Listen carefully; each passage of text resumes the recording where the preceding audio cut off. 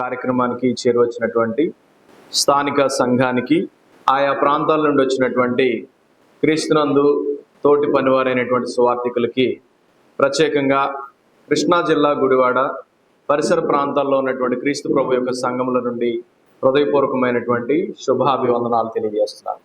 సువార్థికుడిగా పనిచేస్తున్నటువంటి స్థానిక దూళవానిగూడెంలో ఉన్నటువంటి క్రీస్తు ప్రభు యొక్క సంఘం నుండి మీకు ప్రత్యేకమైనటువంటి ప్రేమపూర్వకమైనటువంటి శుభములను, వందనాలను సమర్పిస్తా ఉన్నాను. ఈ అద్భుతమైనటువంటి కార్యక్రమానికి కారణమై ఉన్నటువంటి స్థానిక సంఘాన్ని, మరి ముఖ్యంగా స్థానిక సంఘ సువార్థికులైనటువంటి క్రీస్తునందు నాకు అత్యంత ప్రియులు, క్రీస్తునందు సన్నిహితులు, స్నేహితులైనటువంటి రాజా విజయ్ కుమార్ గారికి, ఆయన కుటుంబానికి నా ప్రత్యేకమైనటువంటి వందనాలు తెలియజేస్తున్నాను. సహోదరులు నాకు అత్యంత ప్రియులు, మంచి స్నేహితులు. దేవుడు మాకు ఇచ్చినటువంటి మనస్సులను బట్టి మేమిరువురు చాలా సంవత్సరాల నుంచి మా స్నేహాన్ని, మా ప్రేమను కాపాడుకుంటూ రాగలగడానికి దేవుడు సహాయం చేస్తున్నాడు. స్నేహాలు ఈరోజు ఉన్నటువంటి పరిస్థితులను బట్టి ఎక్కువ కాలం మనలేకపోతున్నాయి. అయితే దేవుడు మాకిచ్చినటువంటి కృపను బట్టి యథార్థమైనటువంటి హృదయాలు కలిగి దేవుని పక్షంగా మంచి స్నేహితులుగా ఉండడానికి మేము ముందుకు కొనసాగుతున్నాం. ఆ క్రమంలో ఆయన మా ప్రాంతానికి రావడం, స్థానిక సంఘాన్ని బలపరచడం, అలాగే పబ్లిక్ మీటింగ్స్లో వన్ ఆఫ్ ది ఇంపార్టెంట్ స్పీకర్స్గా ఆయన మాట్లాడడం, చాలా ప్రోత్సాహాన్ని మా ప్రాంతంలో అందించినందులకు ఆయనను బట్టి నేను ఎంతగానో సంతోషిస్తున్నాను. ఆయన కూడా నన్ను అనేక పర్యాయాలు స్థానిక సంఘంలో ఇలాంటి ఎంతో చక్కని కార్యక్రమాలకు తరచుగా ఆహ్వానిస్తూ దేవుని పని చేయడానికి నాకు అవకాశాన్ని కల్పిస్తూ ఉన్నారు. అందును బట్టి మా ప్రేమ మరింత వర్ధిల్లుతుందని చెప్పడానికి నేను ఎలాంటి సందేహం పడటం లేదు. సహోదరులు తెలియపరిచినట్టుగా గడిచిన 10 రోజుల నుంచి నేను ఒక మానసిక రోగిలాగా తయారయ్యానన్నమాట. ఊరికే మెలకు రావడం, ఊరికే ఓవర్ ఎక్సైట్మెంట్ అవ్వడం, మధ్యరాత్రి 1 గంటలకు లేచి గడియారం చూడడం, 3 గంటలకు లేచి గడియారం చూడడం, 3 గంటలకు లేచి స్నానం చేయడం, 2 గంటలకు లేచి స్నానం చేయడం, అలా అయిపోయింది నా పరిస్థితి. ఎందుకు అని అంటే, నేను దాదాపుగా ఒక 22 గంటలు విమాన ప్రయాణం చేయడం వల్ల అనేకమైనటువంటి టైం జోన్స్ని క్రాస్ చేసి ఆ ఓవర్సీ ఫ్లయింగ్ ద్వారా నా శరీరం, నా బాడీలో ఉన్నటువంటి ఇంటర్నల్ స్లీప్ సైకిల్ చెడిపోయింది. దానివల్ల ఏమవుతుందంటే జెట్ ల్యాగ్ అని అంటారు ఆ కండిషన్ని. దానివల్ల నేను దేని మీద సరిగ్గా కాన్సన్ట్రేషన్ చేయలేకపోతున్నాను. అది దాదాపు ఒక 2 వారాలు మ్యాక్సిమం ఉంటుందని చెప్పారు. ప్రస్తుతానికి 10 రోజులు గడిచింది. బహుశా ఇప్పుడున్న పరిస్థితుల్లో మీ ముందు నేను ఒక మానసిక రోగిని కాదనేటువంటి నమ్మకంతోనే నిలబడ్డా. అంటే దేవుడు నాకు ఇచ్చినటువంటి అవకాశాన్ని సద్వినియోగపరచుకోవడానికి, నా సాయశక్తుల ప్రయత్నం చేయడానికి నేను మీ ముందు నిలబడ్డాను. ఒకవేళ ఎలాంటి విధమైనటువంటి అసౌకర్యానికి మీరు గురైతే కనుక దయచేసి ఈ విషయాన్ని మీరు గమనించి పెద్ద మనసు చేసుకుని నన్ను మన్నిస్తారని ముందుగా ఈ మాట మీకు చెప్తా ఉన్నాను. దాదాపు 40 రోజులు అమెరికా దేశంలో ఉండడం, వాళ్ళ అలవాట్లు, వాళ్ళ విధానాలు, వాళ్ళ పద్ధతులు, ప్రయాణం ఇవన్నీ వెరసి కాస్తంత అసౌకర్యానికి గురి చేస్తూ ఉన్నాయి. అవి తాత్కాలికమైనటువంటి ప్రభావమే. సహోదరులు రాజా విజయ్ కుమార్ గారు ఒక మంచి జ్ఞాని, మంచి ఇన్నోవేషన్స్తో ఆయన దేవుని పని చేస్తూ ఉంటారు. ఆ విషయంలో ఆయన చాలా మందికి ఆదర్శం. ఆయన చేసేటువంటి కార్యక్రమాలు, for example dig the truth అనేటువంటి ప్రోగ్రామ్ నాకు తెలుసు. చాలా వినూత్నంగా ఆలోచించి చాలా చక్కగా సంఘానికి ప్రోత్సాహకరమైనటువంటి రీతిలో ఆయన పని జరిగిస్తూ ఉంటారు. ఈరోజు బైబిల్ లెక్చర్షిప్ మీరు ఎప్పుడైనా గమనించగలుగుతున్నట్లయితే స్థానిక సంఘంలో బోధించబడేటువంటి సంగతులు, ఇలాంటి ప్రత్యేకమైనటువంటి కార్యక్రమాలు ఏర్పాటు చేసినప్పుడు అవి చూడడానికి చాలా సింపుల్ టాపిక్స్ లాగా కనపడినా వాటి యొక్క లోతు, వాటి యొక్క గాఢత చాలా గొప్పగా ఉంటది. చూడడానికి ఈ టాపిక్ చాలా సింపుల్ అన్నట్టుగా ఉంటది.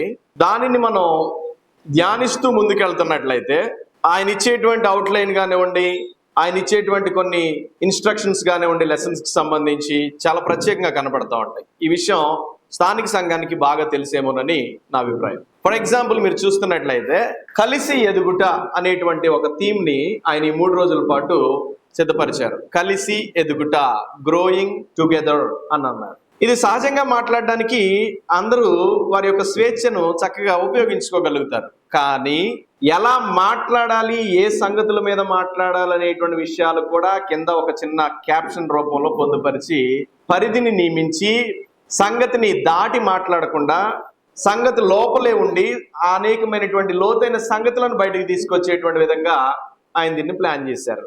కలిసి ఎదుగుట అంటే అందులో ఉన్నటువంటి సబ్ డివిజన్స్ ఏంటంటే, కలిసి అందరూ విశ్వాసంలో ఎదగాలని, కలిసి అందరూ దేవుని యొక్క పరిచర్యలో ఎదగాలని, కలిసి అందరూ దేవుని యొక్క గృహ నిర్వాహకత్వంలో ఎదగాలనేటువంటిది ఆయన సూచించినటువంటి ఒక ఉద్దేశం, ఆయన తలపెట్టినటువంటి ఈ యొక్క కార్యక్రమం అనుకున్నటువంటి ఉద్దేశం. కనుక మనం ఆలోచన చేస్తున్నట్లయితే ఈ 3 రోజులు కలిసి ఎదగడం అనేటువంటి విషయాలని మనం నేర్చుకోబోతున్నాం. 3 రోజులు 3 ప్రసంగికులు 3 సంగతులను గురించి విభిన్నమైనటువంటి రీతిల్లో విభిన్నమైనటువంటి కోణాల్లో మాట్లాడగలుగుతారు.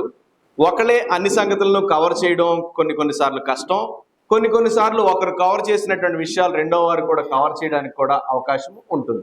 ఏదేమైనా ఈ సంగతి అంతటినీ సంపూర్ణంగా నేర్చుకునేటువంటి విధంగా దేవుడు ఈ రోజున అవకాశం ఇచ్చాడు. కనుక కొద్దిసేపు మనం కూడా ఈ యొక్క ఉద్దేశంలోనికి, పాఠం థీమ్లోనికి ప్రవేశించడానికి ప్రయత్నం చేద్దాం. కలిసి ఎదగడం. మనందరం కలిసి వచ్చి కూర్చున్నాం. కలిసి వచ్చి కూర్చున్నటువంటి మనం కలిసి ఎలాగ ఎదగాలి అనేటువంటి ప్రయత్నాన్ని, ఆలోచనని మొదలు పెడదాం. మొట్టమొదటిగా కలిసి, యునైటెడ్ లేదా యూనిటీ అనేటువంటి విషయాన్ని ఆలోచించేద్దాం. దేవుడు మనిషిని సృష్టించినప్పుడు మనిషి ఒంటరిగా ఉండడం దేవునికి ఇష్టము లేదు. మొట్టమొదటి విషయం గమనించాల్సిన సంగతి ఇది. ప్రారంభంలోనే దేవుడు ఆదామును చేసిన తర్వాత మరి సమస్తాన్ని ఆయన చూసి ఇది మంచిది, ఇది మంచిది, ఇది మంచిది అని అన్నాడు. ఆయన చేసినటువంటి సృష్టి అంతటినీ చూసినప్పుడు ప్రతిదీ దేవుని దృష్టికి ఎలా కనిపించింది అంటే మంచిది, మంచిది, మంచిది అని కనిపించింది. కానీ ఆదాము దగ్గరికి వచ్చేటప్పటికి ఆదామును చూసినప్పుడు దేవుడు ఏమనుకున్నాడు? ఏదో మంచిది కాదని దేవుడు కనిపించింది. ఏమిటది? ఒంటరితనము మంచిది కాదని దేవుడు ఆలోచన చేశాడు. దైవత్వాన్ని కూడా మనం పరిశీలన చేస్తున్నప్పుడు తండ్రి అయినటువంటి దేవుడు, కుమారుడైనటువంటి యేసుక్రీస్తు ప్రభువారు, ఆదరణకర్త అయినటువంటి పరిశుద్ధాత్ముడు, వీరు ముగ్గురు ఏకమై ఉన్నారు. ఆ సంగతి మనందరికీ విదితమై. అలాగే దేవుని సృష్టిలో దేవుని స్వరూపమందు చేయబడినటువంటి నరుడు కూడా ఒంటరిగా ఉండడం మంచిది కాదని దేవుడు ఆదామునకు సాటి అయినటువంటి సహాయముగా ఎవరిని తయారు చేశాడు? స్త్రీని నిర్మాణం చేశాడు. వారిద్దరిని చూసినప్పుడు ఇప్పుడు పర్ఫెక్ట్ అని చెప్పి దేవుడు అని అనుకున్నాడు. ఆ తర్వాత మనం ఆలోచన చేస్తున్నప్పుడు మానవ జాతి ఎలా అభివృద్ధి చెందిందంటే, మొట్టమొదటిగా వివాహ వ్యవస్థ ద్వారా స్త్రీ పురుషులు ఒకటయ్యారు. వారి ఒంటరితనానికి వాళ్ళు దూరమయ్యి జంట అయ్యారు. ఆ తర్వాత వివాహ వ్యవస్థ ద్వారా జంట అయినటువంటి భార్యాభర్తలు కుటుంబ వ్యవస్థలోనికి ప్రవేశపెట్టబడ్డారు. వివాహ వ్యవస్థలో నుండి కుటుంబ వ్యవస్థలోనికి ప్రవేశపెట్టబడ్డారు. కుటుంబ వ్యవస్థ అంటే మీకు తెలుసు కదా, భార్యాభర్త మాత్రమే కాకుండా వారి పిల్లలు, వారి సంతానంతో ఉండేటువంటి పరిస్థితులను కుటుంబం అంటారు. ఒంటరిగా ఉన్న మనిషిని దేవుడు ఎక్కడ తీసుకొచ్చాడండి? కుటుంబ వ్యవస్థలోనికి తీసుకొచ్చాడు. కుటుంబ వ్యవస్థలోనే మనిషి ఉండిపోతే తన ఒంటరితనం తీరిపోతుందని దేవుడు యోచన చేయలేదు. కుటుంబ వ్యవస్థలో ఉన్నటువంటి ప్రతి మనిషి మరొక వ్యవస్థలోనికి ప్రవేశపెట్టబడాలని దేవుడు ఆలోచన చేశాడు. ఏమిటా వ్యవస్థ?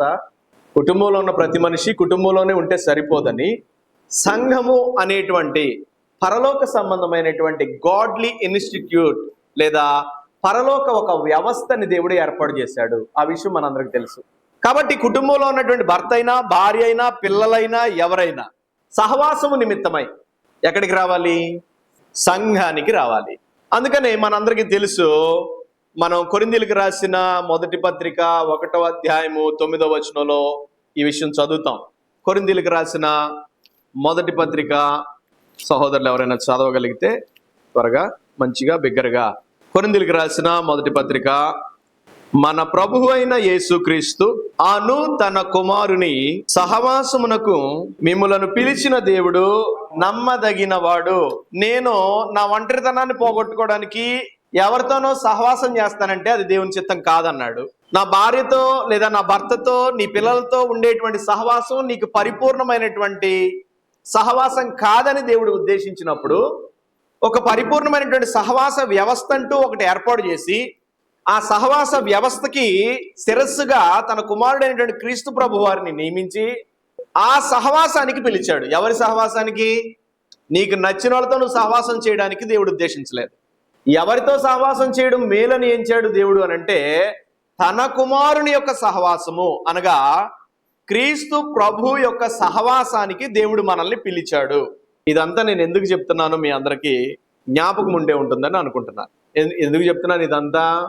మనందరం కలిసి ఈ రోజున కలవడానికి గల కారణం ఏంటంటే ఈ రోజున అనేక ప్రాంతాల నుండి, అనేక ప్రదేశాల నుండి, వివిధ రకాలైనటువంటి బ్యాక్గ్రౌండ్స్ నుండి మనందరం ఒకటయ్యాము అంటే దానికి కారణం ఏంటో తెలియాల్సిన అవసరం ఉంది.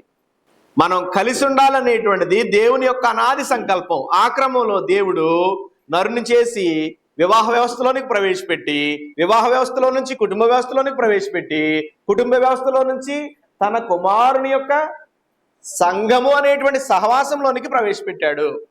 ఏం చేయాలి ఇక్కడ? మనం ఏం చేయాలి? టుగెదర్ అంటే కలిసి ఉండాలి. కనుక ఈ రోజున ఈ కలిసి ఉండడము అనేటువంటి సంగతిని గురించి మనం ఆలోచన చేస్తున్నప్పుడు కలిసి ఉండడం అనేటువంటిది చాలా గొప్ప బలం.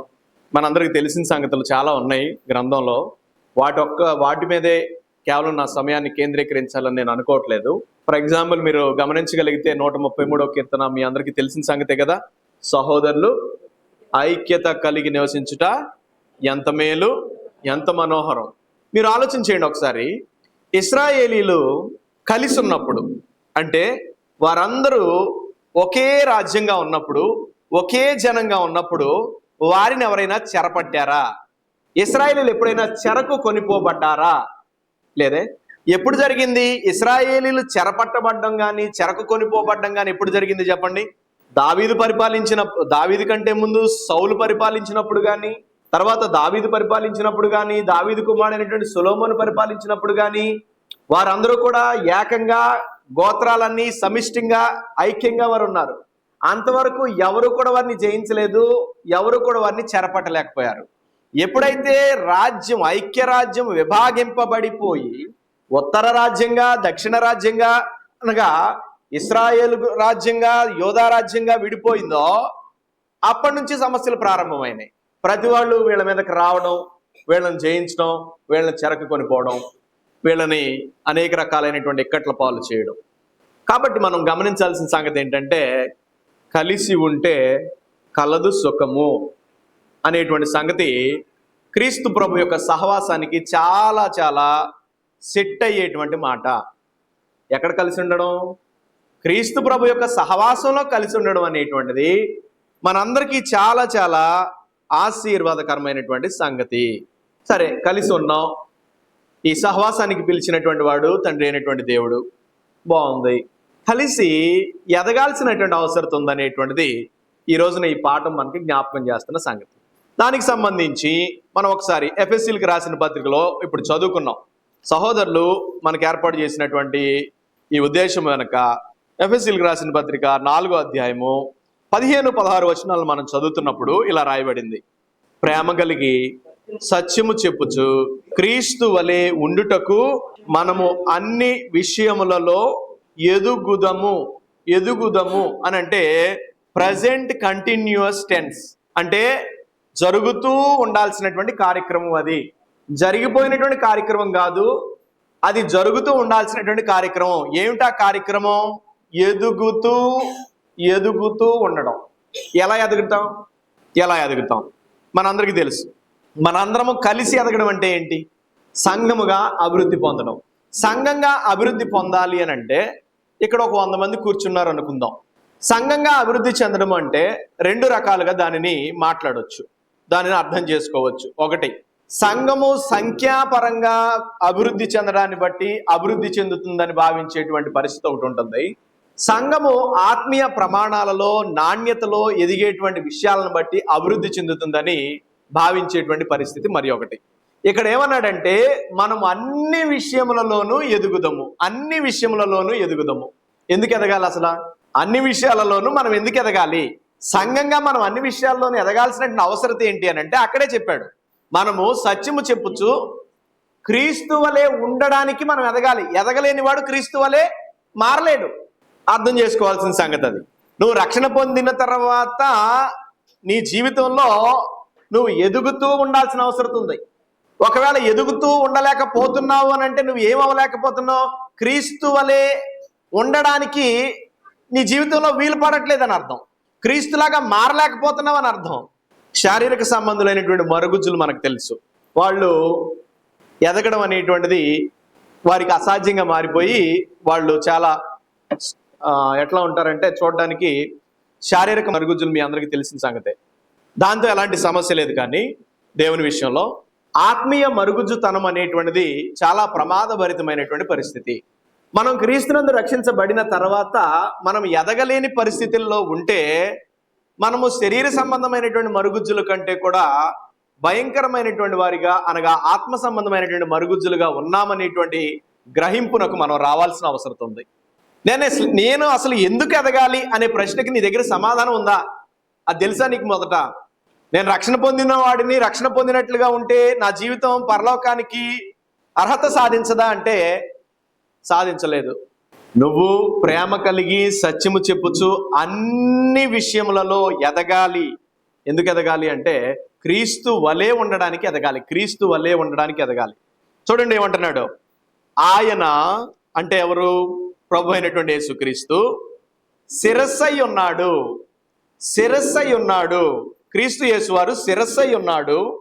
ఆయన నుండి సర్వ శరీరము చక్కగా అమర్చబడి తనలోనున్న ప్రతి అవయవము తన పరిమాణము చొప్పున పనిచేయుచుండగా ప్రతి కీలు వలన కలిగిన బలము చేత అతుకబడి ప్రేమ యందు తనకు క్షేమాభివృద్ధి కలుగునట్లు శరీరమునకు అభివృద్ధి కలుగ చేసుకొనుచున్నది.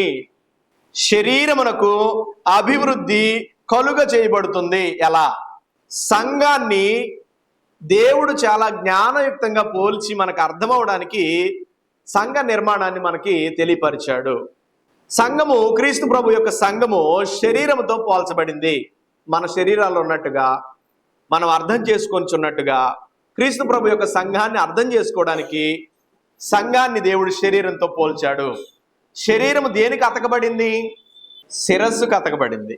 శిరస్సుకు అతకబడినటువంటి శరీరము ప్రతి అవయవము శరీరములో శిరస్సు నుండి చక్కగా అమర్చబడిన తర్వాత ఏం జరుగుతూ ఉంది? ప్రతి అవయవము కూడా దాని పరిమాణము చొప్పున పనిచేస్తూ ఉన్నప్పుడు శరీరము అభివృద్ధి పొందుతుందని, క్షేమాభివృద్ధి కలుగునట్లు శరీరమునకు అభివృద్ధి కలుగు చేసుకునిచున్నదని మనకి ఇక్కడ తెలియజేస్తా ఉన్నాడు.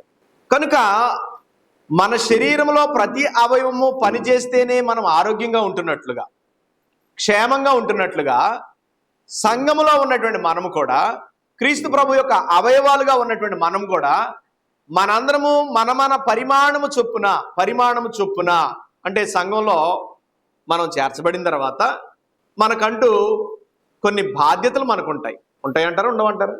ఏమిటా బాధ్యతలు? ఆదివారం ఆరాధనకు రావడం కాదు బాధ్యత. ఆదివారం ఆరాధనకు రావడం అనేటువంటిది బాధ్యత కాదు.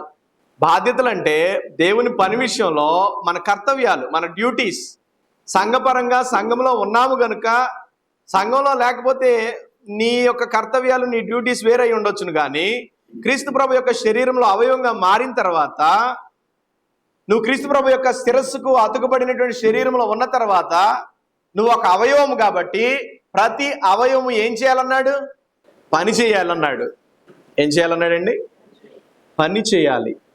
ఎంత పని చేయాలి, ఎలా పని చేయాలి అంటే అది నీ పరిమాణము మీద, నీ సామర్థ్యం మీద ఆధారపడి ఉంటుంది. దేవుడు నీకు ఇచ్చినటువంటి సామర్థ్యాన్ని బట్టి నువ్వు పని చేయాల్సినటువంటి వాడవని చెప్పాడు. అలా పని చేస్తున్నప్పుడు శరీరానికి ఏం కలుగుతుందంట? క్షేమాభివృద్ధి కలుగుతుంది అంటున్నాడు. ఇదంతా ఎందుకు జరగాలి? మనం అన్ని విషయములలోనూ ఎదిగే నిమిత్తం మనం పని చేయాల్సిన అవసరం ఉంది. అది ఎలాంటి పని అనేటువంటిది ఈ 3 రోజులు మనం నేర్చుకోబోయేటువంటి పాఠాల ద్వారా మనకు అర్థం చేసుకునేటువంటి సంగతి ఉంది. తర్వాత మనం ఒకసారి చూస్తున్నట్లయితే మనం అన్ని విషయంలోనూ ఎదుగు నిమిత్తము అంటే మనుషులు అన్ని విషయాలలో ఎదగడానికి తప్పనిసరిగా పనిచేస్తూనే ఉంటారు. వారు శరీర సంబంధంగా భూమి మీద బ్రతుకుతున్నటువంటి వారి జీవితంలో వారు ఎదగడానికి ఎన్నో ప్రయత్నాలు చేస్తూ ఉంటారు. ఎలా ఎదగడానికి?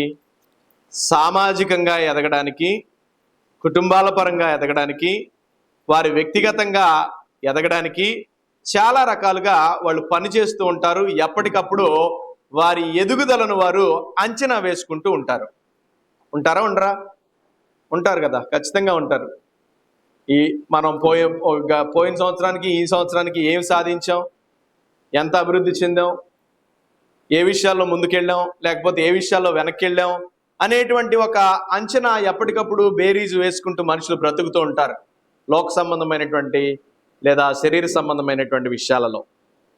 మరి ఆత్మ సంబంధమైనటువంటి విషయాల సంగతికి వస్తే మనుషులు ఎంతవరకు వాటిని గురించినటువంటి అంచనాలు వేసుకోగలుగుతున్నారు?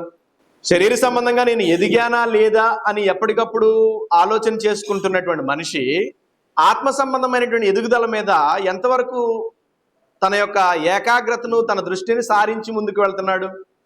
ఒకసారి మనం యోహాను రాసిన 3వ పత్రికలో మనం చూడగలుగుతున్నట్లయితే అక్కడ యోహాను గారు గాయికి సంబంధించినటువంటి ఒక సంగతిని తెలియజేస్తున్నాడు 2వ వచనంలో. యోహాను రాసిన 3వ పత్రిక 2వ అధ్యాయం 3వ పత్రిక 2వ వచనం. నీ ఆత్మ వర్ధిల్లుచున్న ప్రకారము నీవు అన్ని విషయములలోనూ వర్ధిల్లుచు సౌఖ్యముగా ఉండవలెనని ప్రార్థించుచున్నాను.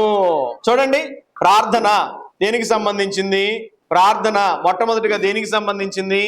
మన అవసరాలకు సంబంధించింది అనేటువంటి విషయం అందరికీ తెలిసిందే. కానీ ఏ అవసరాలకు సంబంధించిందో ఉండాలనేటువంటిది ఇక్కడ మనం నేర్చుకోబోతున్నటువంటి సంగతి. మనం మోకరించి ప్రార్థన చేస్తే మొట్టమొదటిగా మనం లక్ష్యం ఉంచాల్సింది మన ఆత్మ సంబంధమైనటువంటి అవసరతల మీద. వాటికి బదులుగా ఈ లేఖంలో చాలా మంది ఎందుకోసం మోకరిస్తారు, ఎందుకోసం ప్రార్థన చేస్తారో మీ అందరికీ ప్రత్యేకంగా చెప్పనవసరం లేదు. గాయి ఆత్మీయ విషయాలలో వర్ధిల్లుతున్నాడట. గాయి అనేటువంటి వ్యక్తి సంఘంలో చక్కని ఆతిథ్యం ఇచ్చేటువంటి అతిథి ప్రియుడు. ఈ యొక్క పత్రికను మీరు చదువుతున్నప్పుడు దేవుని పరిచర్య నిమిత్తం బయలుదేరినటువంటి దేవుని యొక్క సేవకులకు, బృందాలకు చక్కని పరిచర్య చేసి అపోస్తులుడైనటువంటి యోహాను మెప్పుని, తండ్రి అయినటువంటి దేవుని మెప్పుని పొందినటువంటి వాడు. ఆ గాయి యొక్క జీవితపు స్థితిని గురించి అపోస్తులుడైనటువంటి యోహాను గారు ఏం చెప్తున్నాడో తెలుసా? గాయి ఎలా ఉన్నాడట? ఎలా ఉన్నాడు గాయి? సహజంగా మనల్ని అందరూ అడుగుతుంటారు ఎలా ఉన్నారండి అని. దాని అర్థం ఏంటి? ఎలా ఉన్నారు అంటే దాని అర్థం ఏంటి? ఏ ఆస్పెక్ట్లో, ఏ పర్స్పెక్టివ్లో అడుగుతున్నారు వాళ్ళు మనల్ని? శారీరకంగా మీరు ఎలా ఉన్నారండి అనే కదా. ఒక క్రైస్తవుడిగా వాళ్ళు ఎలా ఉన్నారండి నన్ను అడగగానే నువ్వు వాళ్ళకి శరీర సంబంధంగా సమాధానం ఇవ్వు, పర్వాలేదు. కానీ నీలో నువ్వు ఆలోచన చేసుకోవాల్సిన సంగతి ఆ ప్రశ్నకి ఏమిటంటే, ఈ ప్రశ్నలో 2 అర్థాలు ఉన్నాయి. నిన్ను ఎవరైనా ఎలా ఉన్నావంటే బాగున్నానండి అనడం సహజంగా మన అలవాటు, మన ఆన్సర్ కూడా. ఎందును బట్టి బాగున్నానండి అని చెప్తున్నాం మనం? శరీరాన్ని బట్టి అయితే ఓకే. కానీ మన ఆన్సర్ అది ఏ విషయంలో అయితే ఇంకా బాగుంటుంది? చాలా బాగుంటుందండి. అంటే ఒక ప్రశ్నకి 2 సమాధానాలు మన దగ్గరే ఉండాలి క్రైస్తవుల దగ్గర. ఒకటి, శరీర సంబంధంగా మనం ఎలా ఉన్నామో ఆ విషయాన్ని కాస్త పక్కన పెట్టేస్తే ఆత్మ సంబంధంగా మనం ఎలా ఉన్నామనేటువంటి విషయానికి మనం తప్పనిసరిగా జవాబుదారులమై ఉన్నాం. గాయిని చూడండి, గాయి ఎలా ఉన్నాడట? ప్రియుడా, నీ ఆత్మ వర్ధిల్లుచున్న ప్రకారము, నీ ఆత్మ వర్ధిల్లుచున్న ప్రకారము నీవు అన్ని విషయములలోనూ వర్ధిల్లుచు సౌఖ్యముగా ఉండవలనని ప్రార్థన చేస్తున్నాను. మొట్టమొదటిగా గాయిని చూడగానే కనిపించేటువంటి సంగతి ఏంటంటే తన ఆత్మ ఎంతగానో వర్ధిల్లుతున్నట్టుగా కనిపిస్తున్నాడు. కాబట్టి అసలైంది గాయి దగ్గర ఉన్నది. కాబట్టి ఇక మిగిలినటువంటి సంగతులు అనేటువంటి వాటి కొరకు ప్రార్థన చేయడం పరిపాటియే. ఎందుకనంటే యేసుప్రభు వారు కూడా మొట్టమొదటిగా చెప్పింది ఏంటంటే, మొదట నా నీతిని, రాజ్యమును వెదకండి, అప్పుడు అవన్నీ, ఏవన్నీ, ఈ లోకంలో మీకు కావలసినటువంటివన్నీ మీకు అనుగ్రహించబడును. కనుక మొట్టమొదటిగా క్రైస్తవులమైనటువంటి మనము ఆత్మీయ చింతన కలిగినటువంటి వారమై ఆత్మ సంబంధమైనటువంటి వర్ధిల్లుట అనేటువంటి సంగతిని గురించి ఆలోచన చేసేవారమై, లేదా ఆత్మీయంగా ఎదిగేటువంటి విషయంలో ఆలోచన చేసేటువంటి వారమై, అంచనాలు వేసుకునేటువంటి వారమై, సరిచూసుకునేటువంటి వారమై ఉండడం అనేటువంటిది మనకు చాలా ప్రాముఖ్యమైనటువంటి సంగతి.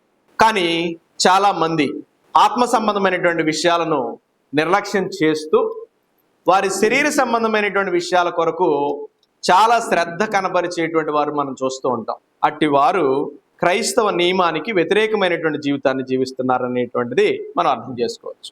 అలాంటి వారిని గురించి హెబ్రీ గ్రంథకర్త తెలియపరిచాడు. 5వ అధ్యాయంలో మనకు తెలియజేశాడు. హెబ్రీలో అనగా దేవుని గురించి బాగా ఎరిగిన వాళ్ళ, ఎరగని వాళ్ళ? ఎరిగిన వాళ్ళు. దేవుని గురించి వాళ్ళకి ఎవరైనా చెప్పాలా? వాళ్ళే దేవుని గురించి ఇంకెవరికైనా చెప్పాలా? చిన్న చిన్న విషయాలు మొదలుకొని పెద్ద పెద్ద విషయాల వరకు హెబ్రీలు ఇతరులకు చెప్పాలి. కానీ హెబ్రీల యొక్క పరిస్థితి ఏమైందంటే, హెబ్రీలకు రాసిన పత్రిక 5వ అధ్యాయము 12 నుండి 14 వచనాలు మనం చదువుతున్నప్పుడు, కాలమును బట్టి చూచితే మీరు బోధకులుగా ఉండవలసిన వారై ఉండగా దేవోక్తులలో మొదటి మూల పాఠములను ఒకడు మీకు మరలా బోధింపవలసి వచ్చెను. హెబ్రీలకు మూల పాఠాలు బోధించేటువంటి పరిస్థితి ఏర్పడిందంట.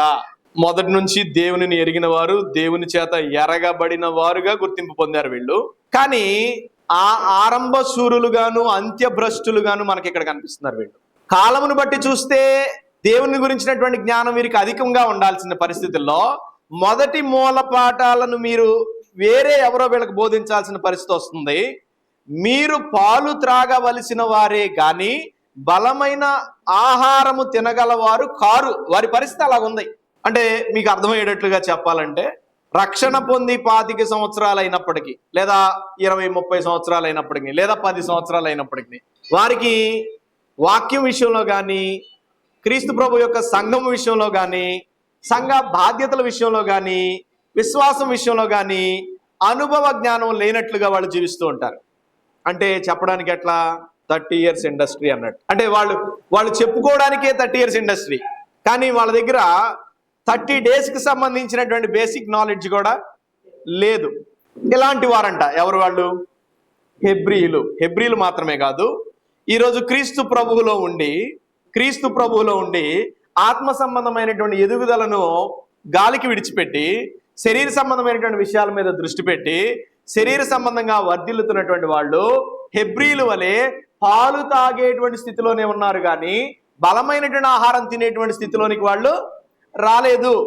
అయితే మరియు పాలు త్రాగు ప్రతివాడును శిశువే గనుక నీతి వాక్యములో అనుభవము లేనివాడై ఉన్నాడు. వయస్సు వచ్చిన వారు అభ్యాసము చేత, వయసు వచ్చిన వాళ్ళు అంటే మనకు తెలుసు, అంటే కాలాన్ని బట్టి చూస్తే ఎక్స్పీరియన్స్డ్ అని. అభ్యాసము చేత అంటే వాళ్ళ ప్రాక్టీసెస్ని బట్టి, వాళ్ళ జీవితంలో వాళ్ళు చేస్తున్నటువంటి వాటిని బట్టి, వాళ్ళ ఎక్స్పీరియన్సెస్ని బట్టి, అభ్యాసము చేత మేలు కీడులను వివేచించుటకు సాధకము చేయబడినటువంటి జ్ఞానేంద్రియములను కలిగి ఉన్నారు. అంటే వీళ్ళకి తెలుసు బాగా, వీళ్ళ జీవితంలో వీళ్ళకి అనుభవ జ్ఞానం ఉంది. అందుకని అంటాడు కదా పౌలు గారు పత్రికల్లో, సత్యమును గూర్చినటువంటి అనుభవ జ్ఞానం ఉండాలి. సత్యం అంటే అందరికీ తెలుస్తుంది, అనుభవ జ్ఞానం అంటే ప్రాక్టీస్ చేసేటువంటి వారికి తెలుస్తుంది. అంటే ప్రాక్టీస్ అంటే జీవించేటువంటి వారికి తెలుస్తుంది. కాబట్టి హెబ్రీలని చాలా చక్కగా, చాలా సాఫ్ట్గా గద్దిస్తా ఉన్నాడు. మీరు చాలా సీనియర్స్ అని మీరు అనుకుంటున్నారు, కానీ మీకేం అర్థం అవ్వట్లేదు, మీరు ఎదగలేదు, మీరు ఇంకా పాలు తాగే స్థితిలోనే ఉన్నారు. మీకు పెద్ద పెద్ద విషయాలు చెప్పాలంటే సాధ్యపడే విషయం లాగా లేదు. వయసు వచ్చిన వాళ్ళకైతే ప్రాక్టీస్ని బట్టి ఏది మంచో ఏది చెడో వివేచించుకోగలిగేటువంటి సాధకము చేయబడిన జ్ఞానేంద్రియములు ఉండాలి. అవి మీకు లేవు, లెక్కైతే ఉండాలి మీకు అని చెప్పి మాట్లాడుతున్నాడు. వీటన్నిటిని బట్టి మనం ఏం గమనిస్తున్నాం అంటేనండి, మనందరికీ కూడా ఆత్మ సంబంధమైనటువంటి ఎదుగుదల చాలా ముఖ్యం. శరీర సంబంధంగా మనం ఎలాగైతే అభివృద్ధిని ఎప్పటికప్పుడు బేరీజు వేసుకుంటూ బ్రతుకుతూ ఉంటామో, ఆత్మ సంబంధమైనటువంటి ఎదుగుదలను కూడా మనం ఎప్పటికప్పుడు చెక్ చేసుకుంటూ ఆత్మీయంగా మనం ఎదిగేటువంటి విషయంలో ఏం చేయాలి? సాధకము చేయబడినటువంటి జ్ఞానేంద్రియాలు కలిగి ఉండాలి. తర్వాత ఈ విషయాన్ని అపోజినటువంటి పౌలు తిమోతికి రాసినటువంటి మొదటి పత్రిక 4వ అధ్యాయము 15వ వచనంలో చెప్పాడు. ఒకసారి చూద్దాం. తిమోతికి రాసిన మొదటి పత్రిక 4వ అధ్యాయము 12వ వచనం 11వ వచనం నుంచి కూడా చదువుకుందాం. ఈ సంగతులను ఆజ్ఞాపించి బోధించుము, నీ యవనమును బట్టి ఎవడును నిన్ను తృణీకరింపనీకుము గాని మాటలోను ప్రవర్తనలోను ప్రేమలోను విశ్వాసములోను పవిత్రతలోను విశ్వాసులకు మాదిరిగా ఉండుము. నేను వచ్చు వరకు చదువుటయందును హెచ్చరించుట యందును బోధించుట యందును జాగ్రత్తగా ఉండుము. పెద్దలు హస్త నిక్షేపము చేయగా ప్రవచన మూలమున నీకు అనుగ్రహింపబడి నీలో ఉన్న వరమును అలక్ష్యము చేయకుము. నీ అభివృద్ధి ఏ అభివృద్ధి అది? పైన చెప్పినటువంటి సంగతులన్నింటినీ బట్టి ఏ అభివృద్ధి అది? ఎందుకని చెప్తున్నారు మీరు అలాగా? ఎలా చెప్తున్నారు మీరు అలాగా? పైన చెప్పబడిన సంగతులన్నీ శరీర సంబంధమైనటువంటి సంగతులు కాదు కాబట్టి వీటన్నిటిని బట్టి నీ అభివృద్ధి, వీటన్నిటి విషయంలో నీ అభివృద్ధి ఏ విషయాలు అవి? మాటలో కానీ, ప్రవర్తనలో కానీ, ప్రేమలో కానీ, విశ్వాసములో కానీ, పవిత్రతలో కానీ, వీటన్నిటి విషయంలో నీ యొక్క అభివృద్ధి ఈ విషయాల్లో మనకు అభివృద్ధి ఉండాల్సిన అవసరం ఉంది. నీ అభివృద్ధి అందరికీ తేటగా కనబడు నిమిత్తము వీటిని మనస్కరించమంటున్నాడు. ఏమంటున్నాడండి? అంటే ఏంటి దాని అర్థం? మనస్సులో పెట్టుకో, మనస్సులో ఉంచుకో. వేంటిని? ఎందుకు ఇవన్నీ? నీ అభివృద్ధి అందరికీ తేటగా కనబడాల్సిన అవసరం ఉంది. క్రీస్తు ప్రభు యొక్క సంఘంలో ఉన్నటువంటి మనం ఆత్మ సంబంధమైనటువంటి విషయాల్లో అభివృద్ధి చెందుతున్నట్లయితే నిజంగా మన అభివృద్ధి అందరికీ తేటగా కనబడేటటువంటి విషయంలో ఈ సంగతులను మనం తప్పనిసరిగా ప్రతిదినం మన జీవితాల్లో ఆచరించి ముందుకు కొనసాగాల్సినటువంటి వారమై ఉన్నాం. వీటి అందే సాధకము చేసుకొనుము. సాధకము అంటే ఇంగ్లీష్లో ప్రాక్టీస్ చేస్తే ఏమవుతుంది?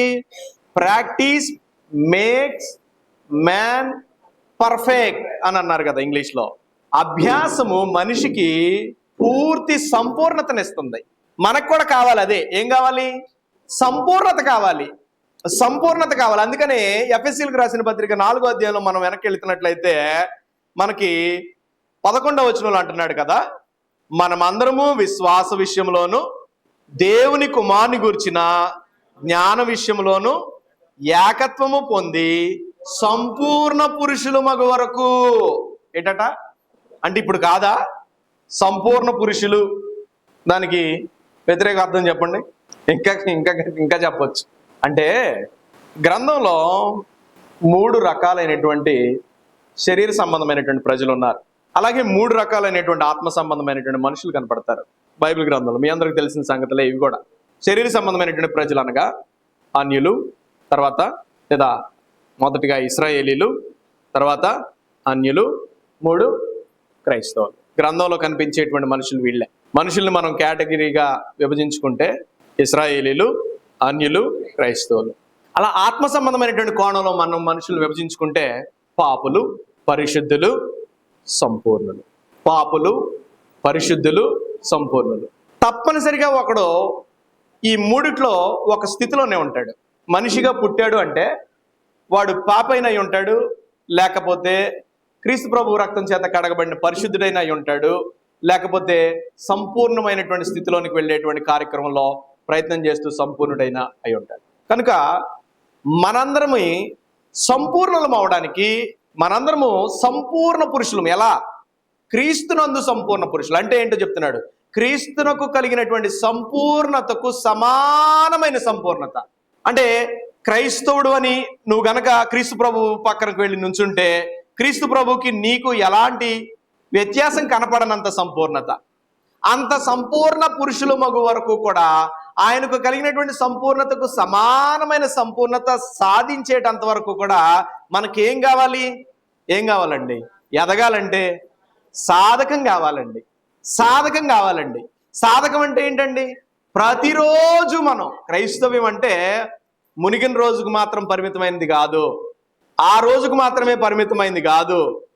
క్రైస్తవ్యం అంటే దేవుని పిల్లలుగా మనము ప్రతిరోజు సాధకం చేయబడినటువంటి జ్ఞానేంద్రియాలతో బ్రతుకుతున్నటువంటి జీవితం. ఎవరైతే ఆ రోజు ప్రాక్టీస్ మానేస్తారో వాళ్ళల్లో ఏం తగ్గుతుంది? ఎదుగుదల తగ్గుతుంది. ఎందుకు అనంటే వాడు ఆ రోజున ప్రాక్టీస్ చేయలేకపోయాడు. తన విశ్వాసాన్ని అనుసరించినటువంటి ప్రాక్టీస్ విషయంలో ఆ రోజు బద్దకించాడు, లేకపోతే మందగించాడు. కనుక ఆ రోజు అతను క్రీస్తు యొక్క సంపూర్ణమైనటువంటి సారూప్యతలో ఎదగలేకపోతున్నాడు అని అర్థం. కనుక అందుకని అంటున్నాడు, తిమోతికి ఏం చెప్పాడంటే, మనం చదివాం, నీ అభివృద్ధి అందరికీ తేటగా కనబడు నిమిత్తం వీటిని నువ్వేం చేయాలి? సాధకం చేయాలి. సాధకం చేస్తేనే నువ్వు అభివృద్ధి పొందుతావు. చూడండి మరొక సంగతి, కొలస్సీలకు రాసిన పత్రిక 2వ అధ్యాయము 19వ వచనంలో మరొక సంగతిని పౌలు కొలస్సీలో ఉన్నటువంటి వారికి తెలియజేస్తా. కొలస్సీలకు రాసిన పత్రిక 2వ అధ్యాయము 19వ వచనాన్ని చదువుదాం. తాను చూచిన వాటిని గూర్చి గొప్పగా చెప్పుకొనుచు తన శరీర సంబంధమైన మనస్సు వలన ఊరక ఉప్పొంగుచు శిరస్సును హత్తు కొనని వాడెవడును.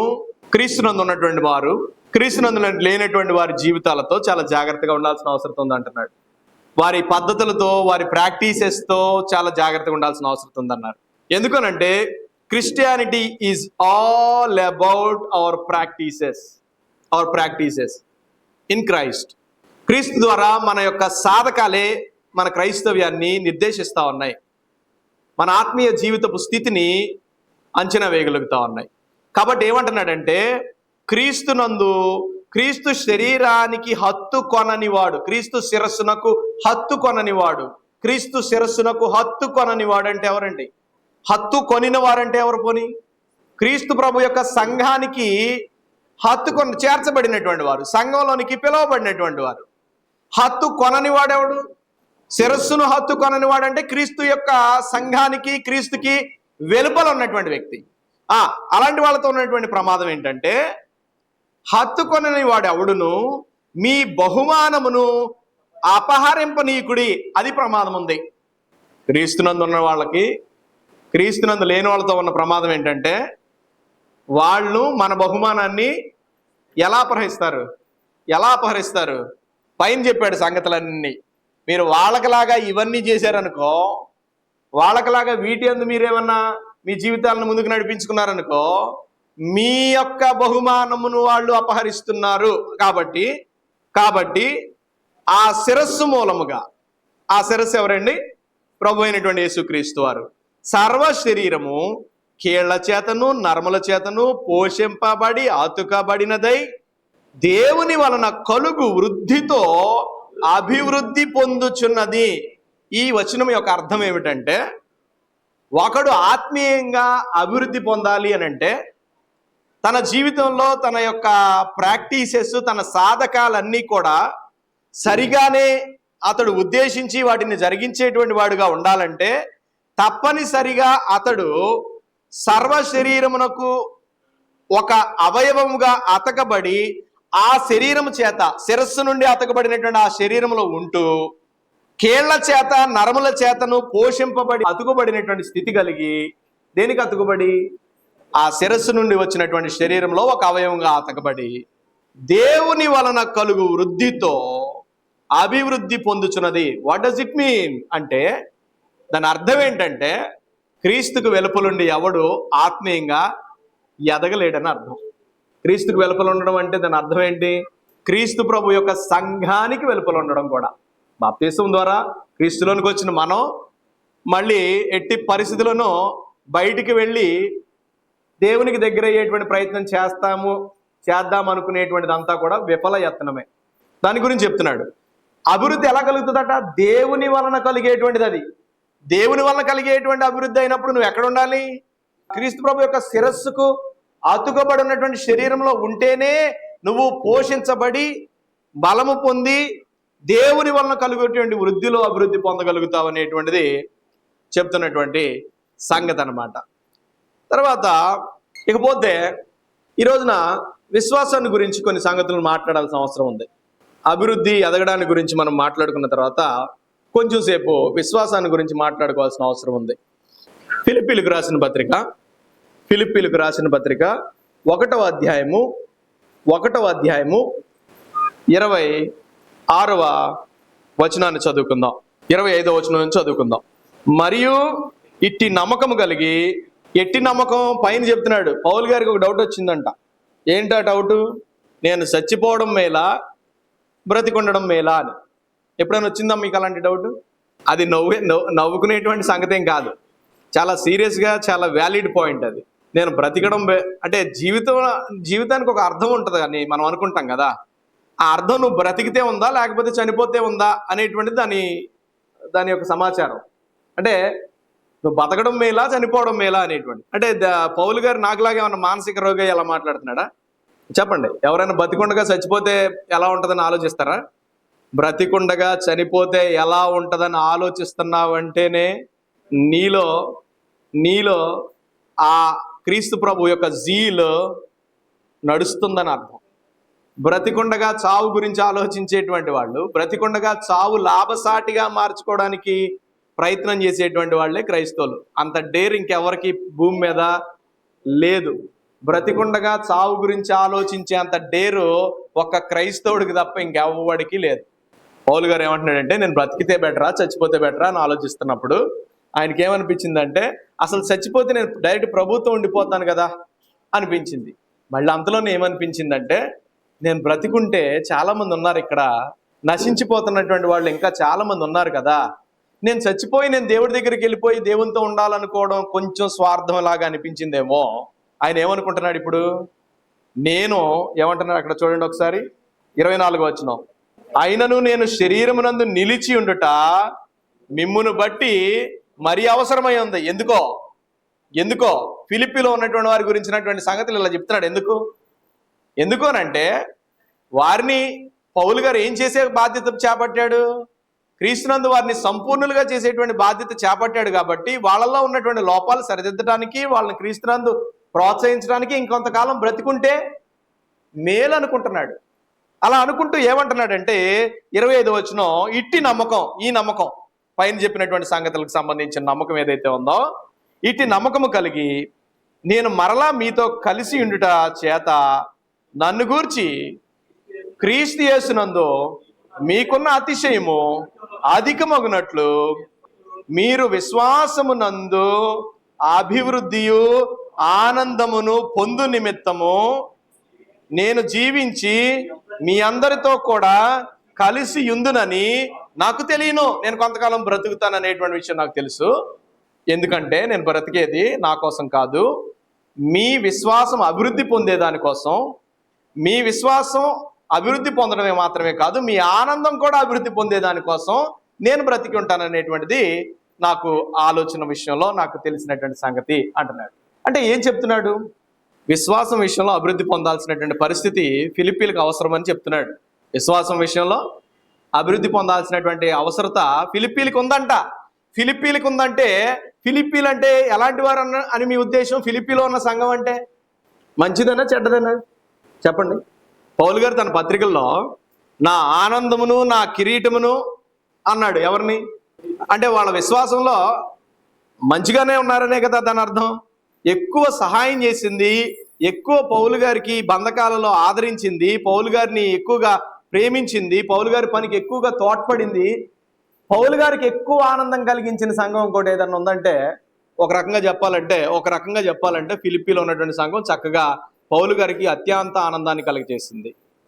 అందుకని పౌలు గారు ఈ సంఘాన్ని ఎక్కువగా మనం చూస్తూ ఉంటాం ఈ పత్రికలో. అలా పౌలు గారు ఎక్కువ చివాట్లు పెట్టిన సంఘం కూడా ఉంది, మనకు తెలిసింది.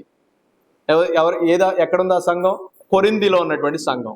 కొరింథీలో ఉన్నటువంటి సంఘం లాగా తిట్లు చివాట్లు పెట్టలేదు ఇక్కడ. వారిని ప్రోత్సహించాడు, వారిని అభినందించాడు. అలాంటి సంఘంలోనే ఇంకొక లోపం ఉందేమన్నట్టుగా మాట్లాడుతున్నాడు. ఏమని? విశ్వాసం విషయంలో ఇంకా మీరు అభివృద్ధి పొందాలంటే దానికి ఏమి పరిధి లేదా? విశ్వాసం విషయంలో ఏమి పరిధి లేదా అండి అభివృద్ధి పొందడానికి? ఇంత పారామీటర్ అంటూ దానికి పెట్టి అక్కడికి వెళ్ళి ఆగిపోవడం అనేటువంటిది లేదన్నమాట. యేసుక్రీస్తు ప్రభు వారిని అడిగారు శిష్యులు, మీకు జ్ఞాపకం ఉందో లేదో, ఒక మాట అడిగారు, ఒక విచిత్రమైనటువంటి మాట. దానికి కూడా ఆయన విచిత్రంగానే సమాధానం చెప్పాడు. ఏమని అడిగారంటే, మా విశ్వాసాన్ని అభివృద్ధి చెందించని అడిగారు. ఆ సంగతిని ఒకసారి చూద్దాం. లూకాసు వార్త 17వ అధ్యాయము 4వ వచనం నుండి చదువుకుందాం. ఒక దినమున 7 మార్లు నీ ఎడల తప్పిదం చేసి 7 మార్లు నీ వైపు తిరిగి మారు మనసు పొందిన నిన్న ఎడల అతన్ని క్షమింపవలెను. అపోస్తలులు మా విశ్వాసము వృద్ధి పొందించమని ప్రభుతో చెప్పగా, ప్రభువు మీరు ఆవగింజంత విశ్వాసము గలవారైతే ఈ కంబళి చెట్టును చూచి నీవు వేళ్లతో కూడా పెళ్ళగింపబడి సముద్రంలో నాటబడుమని చెప్పినప్పుడు అది మీకు లోబడును అని అన్నాడు. ఎందుకు యేసు ప్రభు వారిని ఆ విశ్వాసాన్ని అభివృద్ధి చెందించమంటే, ఆయన ఆవగింజంత విశ్వాసం ఉంటే చాలు, మీకు చాలా పెద్ద పెద్ద కార్యాలు జరుగుతాయి అని ఎందుకు చెప్పాడు అనేటువంటిది మీకు ఈరోజు ఈ మెసేజ్కి సంబంధించిన ఒక టాస్క్. అంటే దీని అర్థం ఏంటంటే, విశ్వాసులకు సైతం, అంటే అపోస్తులకు సైతం వారి విశ్వాసం ఏమవ్వాల్సిన అవసరం ఉన్నట్టుగా మనం చూస్తున్నాం. వాళ్ళకి నిజంగా అంత విశ్వాసం లేదంటారా? ఉందంటారా? లేదంటారా? అపోస్తుల విశ్వాసం కంటే కూడా మీరు గ్రంథాన్ని మీరు గమనించగలిగితే, అపోస్తులు కాకుండానే కొంతమంది యేసుక్రీస్తు ప్రభు వారిని విశ్వసించినటువంటి వారి విశ్వాసం గొప్పదిగా దేవుడు ప్రభు వారు ఎంచాడు. మీకు అది జ్ఞాపకం ఉండే ఉంటుంది. ఉదాహరణకి శతాధిపతి యొక్క విశ్వాసాన్ని మనం చూస్తాం. లోకాసు వార్త 7వ అధ్యాయం 3-9 వచనాలు. ఇశ్రాయేలీలలో ఇంత గొప్ప విశ్వాసం ఉన్నట్టు నేను ఎవరిని చూడలేదు అంటాడు. కానీ శిష్యుల్ని ఏమన్నాడు? మీ విశ్వాసం ఎక్కడా అని అన్నాడు యేసు ప్రభు వారు. ఎప్పుడు? లోకాసు వార్త 8వ అధ్యాయము 22-25 వచనాలు మనం చూస్తున్నప్పుడు, శిష్యుల యొక్క అల్ప విశ్వాసాన్ని బట్టి యేసు ప్రభు వారు ఏమడిగాడంటే, మీ విశ్వాసం అసలు ఎక్కడ ఉంది అని అడిగాడు. అంటే ఎవరు గొప్ప విశ్వాసులు? మన కంటికి కనిపించేటువంటి వాళ్ళు కాదు గొప్ప విశ్వాసులు. ఎవరు గొప్ప విశ్వాసులు అనేటువంటిది ఎవరికి తెలుస్తుంది? అందరూ విశ్వాసులై ఉండాలి, అందరికీ గొప్ప విశ్వాసం ఉండాలి, ఆ విశ్వాసం వారి వారి పరిమాణం చొప్పున వారికి ఉంటుంది అన్నాడు. ఎఫెసీలకు రాసిన పత్రికలో 4వ అధ్యాయాన్ని మీరు చదవగలుగుతున్నట్లయితే, అక్కడ మూల భాషలో 2 రకాలైనటువంటి విశ్వాసాల గురించి మాట్లాడాడు. ఒకటి విశ్వాసము అని అన్నాడు, తర్వాత ది ఫెయిత్ అని అంటాడు. అందరికీ విశ్వాసం ఉంటుంది, కానీ అందరికీ ఉండాల్సిన విశ్వాసాన్ని గురించి 4వ అధ్యాయంలో మాట్లాడాడు. నా మాటలు మీకు అర్థం అవుతున్నాయని, అర్థం కానట్టుగా ఉన్నాయని కూడా నేను అనుకుంటున్నాను. అందరికీ విశ్వాసం ఉంటుంది, ఉంటుందా ఉండదా? సహజంగా ఇక్కడ ఉన్నటువంటి మన అందరికీ విశ్వాసం ఉంటుంది. అసలు మనకి ఏం విశ్వాసం ఉండాలి అనేటువంటిది, దానిని ఏమన్నాడంటే, మూల భాషలో ఇంగ్లీష్లోకి వచ్చినప్పుడు దాన్ని ఏమంటాడంటే ది ఫెయిత్ అనేటువంటి ఆర్టికల్ వాడాడు. దానికి అందరికీ ఉన్న విశ్వాసం ఒకవైపు ఉంటే, అందరికీ ఉండవలసినటువంటి విశ్వాసం మరొక వైపు ఉంది. అలా చూస్తున్నప్పుడు ఈ శిష్యుల యొక్క విశ్వాస పరిమాణం ఎంత ఉంది? మనం ఊహించినంతకంటే తక్కువగానే కనిపిస్తూ ఉంది. అందుకని యేసుక్రీస్తు ప్రభు వారు వాళ్ళని ఏమన్నాడంటే, అల్ప విశ్వాసులారా అని అన్నాడు. జాగ్రత్తగా మనం ఆలోచన చేయాల్సినటువంటి సంగతులు ఉన్నాయి. శిష్యులు లాంటి వారికే అల్ప విశ్వాసం చోటు చేసుకుంటున్నప్పుడు, శిష్యులు లాంటి వారికే విశ్వాసం అభివృద్ధి చెందాల్సిన అవసరం ఉన్నప్పుడు, క్రీస్తు ప్రభువులో ఉన్నటువంటి మనం విశ్వాసాన్ని అభివృద్ధి చెందించుకునేటువంటి విషయంలో మరింత ప్రయాసపడాల్సిన అవసరం ఉంది. పేతురు లాంటి గొప్ప అపోస్తులుడే విశ్వాసాన్ని విసర్జించినట్టుగా మనకు కనపడతాడు. అవునా కాదా? నీ కోసం ప్రాణమిస్తాను అన్నటువంటి విశ్వాసం ఏమైందంటే, నీ కోసం ప్రాణమిస్తాను అన్న విశ్వాసం ఏమైందమ్మా? ఇవ్వాలిగా. నీ కోసం ప్రాణమిస్తానన్న విశ్వాసం అభివృద్ధి చెందితే ఏమవ్వాలి? ఆ రోజు అవసరమైతే ప్రాణం ఇవ్వాలి. అది కాదు అభివృద్ధి అంటే. కానీ ఆ విశ్వాసం అభివృద్ధి చెందడానికి బదులుగా ఏమైనట్టు కనపడుతుంది? సన్నగిల్లినట్టుగా, లోపించినట్టుగా మనకు కనిపిస్తూ ఉంది. అందుకనే యేసుక్రీస్తు ప్రభు వారు చనిపోయే లోపుగా, కోడి కూసే లోపుగా ముమ్మారు అబద్ధం ఆడతావు అని యేసు ప్రభు వారు ముందే చెప్పాడు. అదే ప్రకారంగా నీ కోసం నా ప్రాణం ఇస్తాను అన్నటువంటి పేతురు తన విశ్వాసాన్ని కోల్పోయి, ఆ ప్రభు ఎవరో నాకు తెలియదు అని చెప్పి అబద్ధం ఆడేశాడు. అందుకనే ఏమంటాడంటే, ఒక మాట పౌలు గారు కొరింథీయులకు రాసిన 2వ పత్రికలో 13వ అధ్యాయం 5వ వచనంలో మీరు చూస్తున్నట్లయితే, కొరింథీయులకు రాసిన 2వ పత్రిక 13వ అధ్యాయము 5వ వచనం మనం చూస్తున్నట్లయితే ఏమంటున్నాడంటే, ఇక్కడ మీరు విశ్వాసము గలవారై ఉన్నారో లేదో మిమ్మును మీరే శోధించుకొని చూచుకొనిడి, మిమ్మును మీరే పరీక్షించుకొనిడి. మీరు భ్రష్టులు కాని ఎడల యేసుక్రీస్తు మీలో నున్నాడని మిమ్మును గూర్చి మీరే ఎరుగరా. అంటే మీకే తెలుసు అని అర్థం. క్రీస్తునందు విశ్వసించినటువంటి వారమే కదా అండి మనందరం, సందేహం లేదు.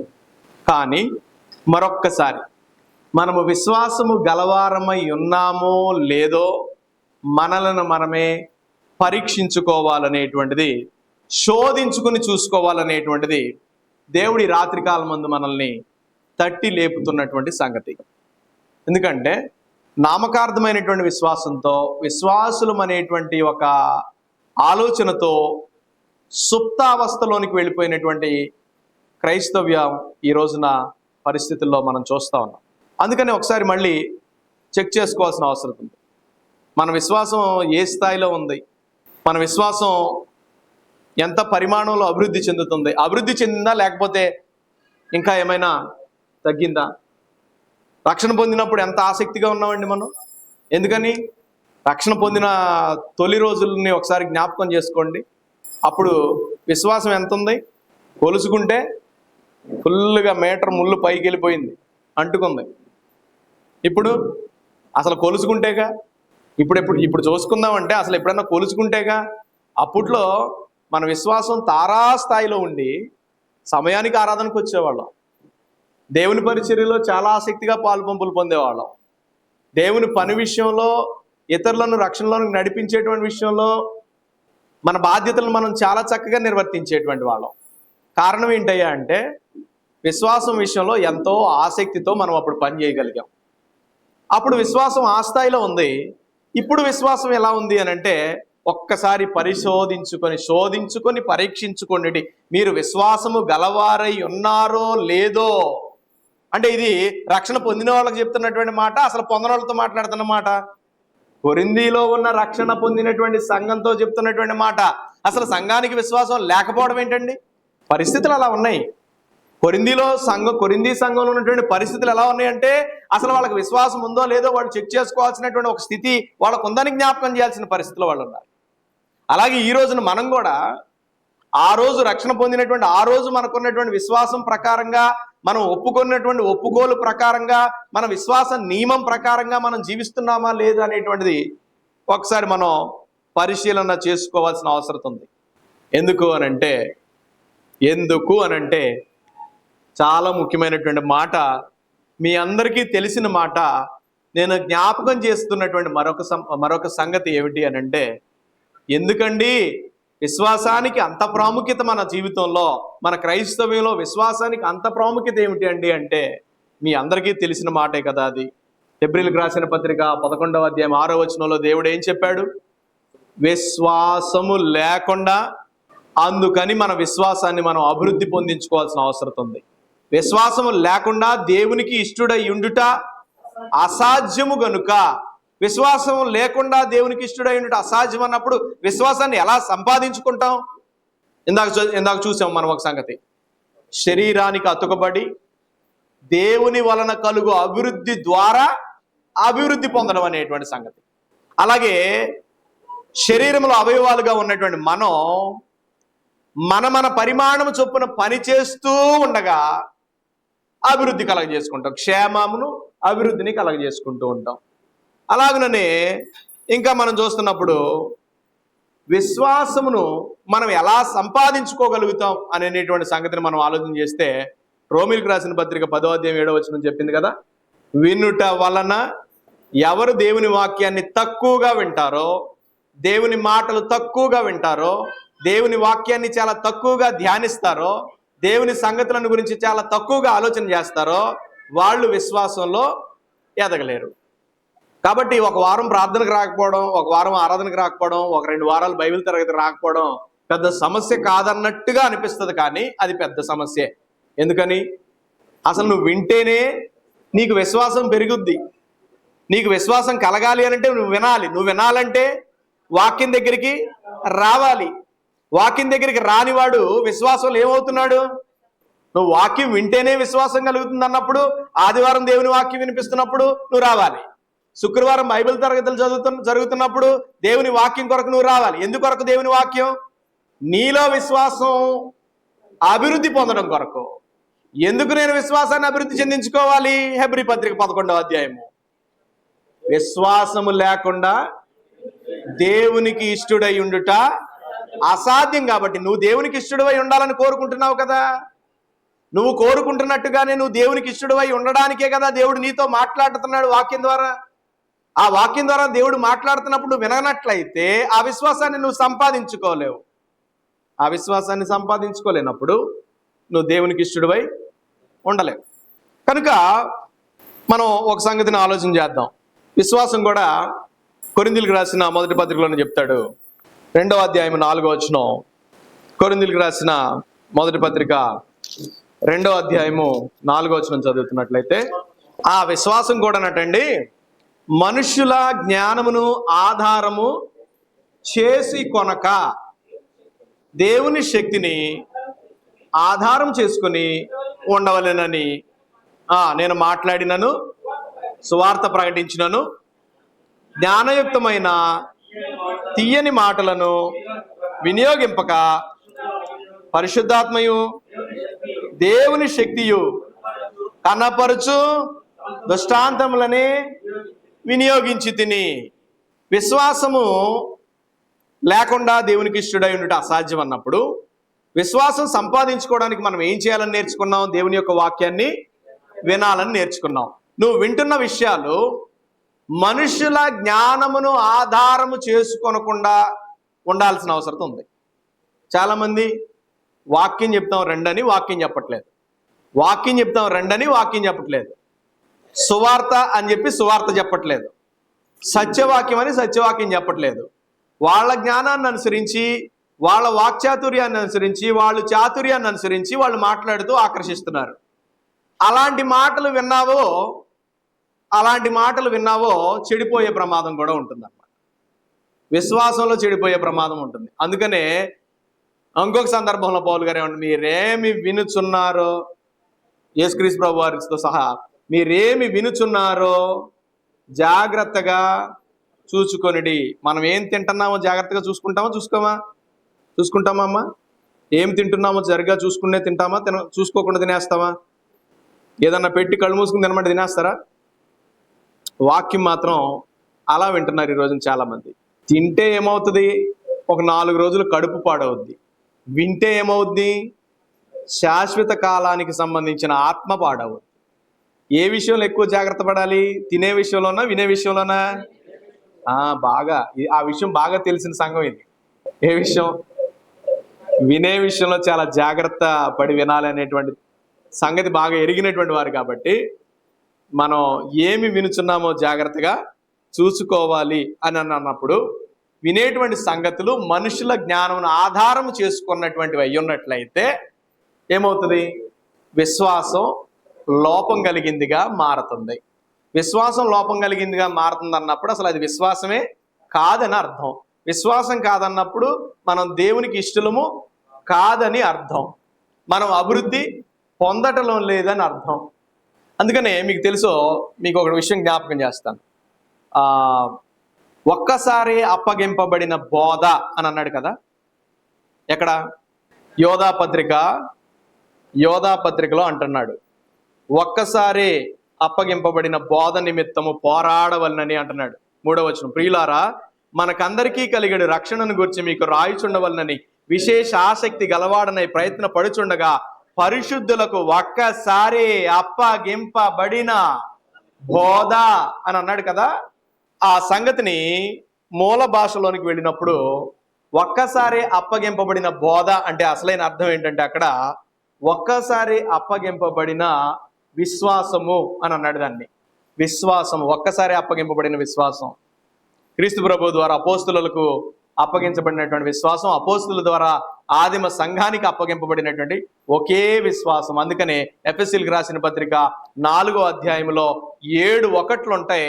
ఆ 7 1 విశ్వాసము ఒకటేనా రెండా? కానీ లోకం ఏమంటుంది? బాగా చెప్పారు అమ్మ. ఏమంటుంది లోకం? వాళ్ళ విశ్వాసం వాళ్ళదండి, మన విశ్వాసం ఎవరి విశ్వాసం వాళ్ళదులేండి. కాదండి, ఒక్కసారే అప్పగింపబడిన ఒకే ఒక విశ్వాసం క్రైస్తవులది.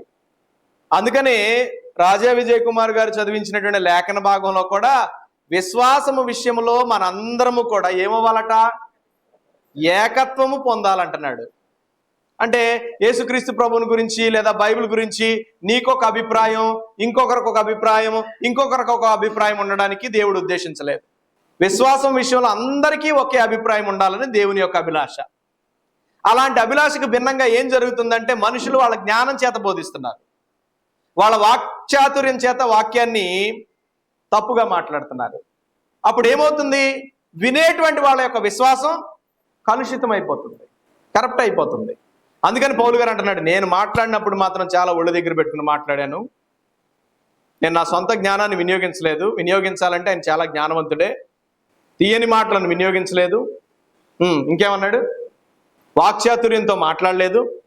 నేను ఉన్న సంగతులనే, వాక్యంలో ఉన్న సంగతులనే, ఉన్న దృష్టాంతములనే వినియోగించి నేను మాట్లాడాను తప్ప నేను విశ్వాసాన్ని పాడు చేసే విధంగా మనుషుల యొక్క చమత్కార కల్పనలు లేదంటే తీయని మాటలు ఇలాంటి వాటిని నేను ఎప్పుడు కూడా ఉపయోగించలేదు అని చెప్తున్నాడు.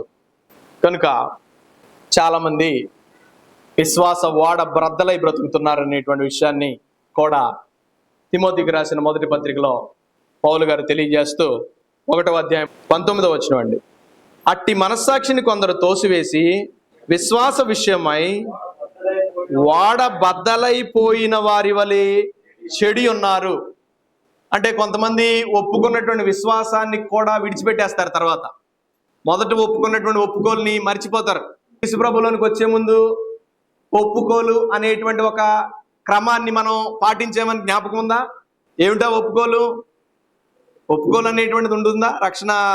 రక్షణకు సంబంధించినటువంటి మెట్లలో ఒప్పుకోలు అనేటువంటి కార్యక్రమం జరిగిందా? ఏం ఒప్పుకున్నారు?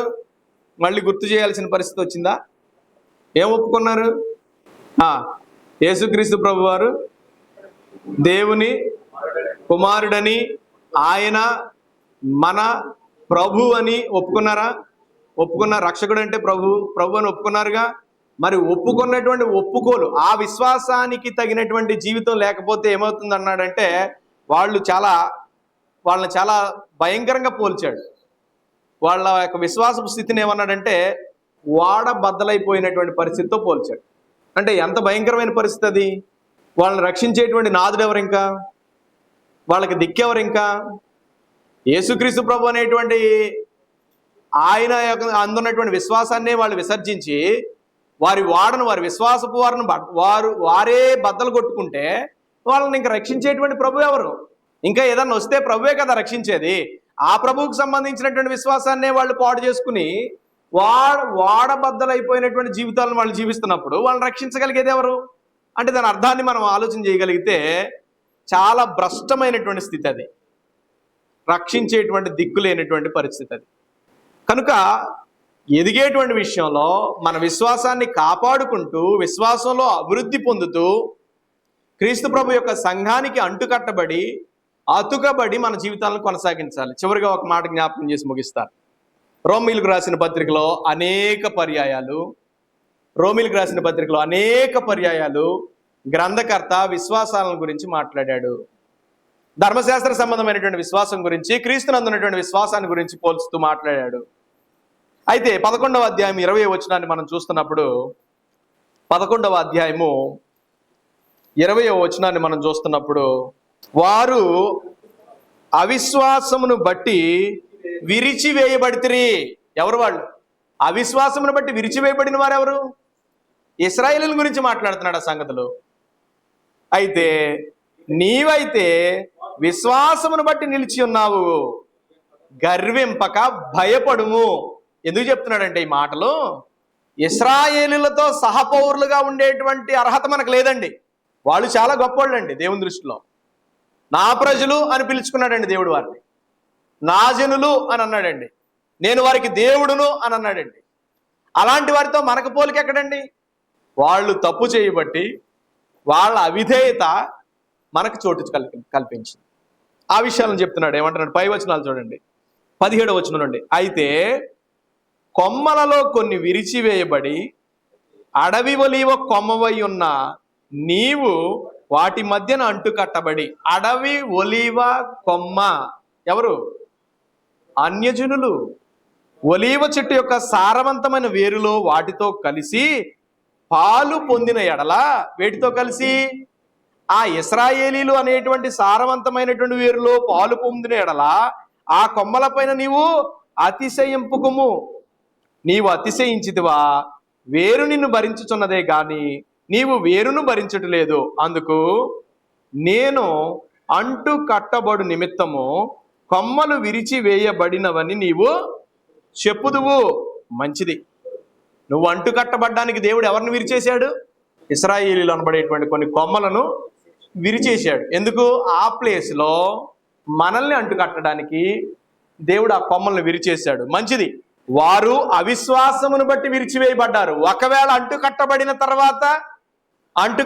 తర్వాత నువ్వు కూడా అదే అవిశ్వాసంతో ఉంటే, ఇశ్రాయేలీలనే విరిచేసిన దేవుడు ఏమ్మా మనల్ని విరవడా?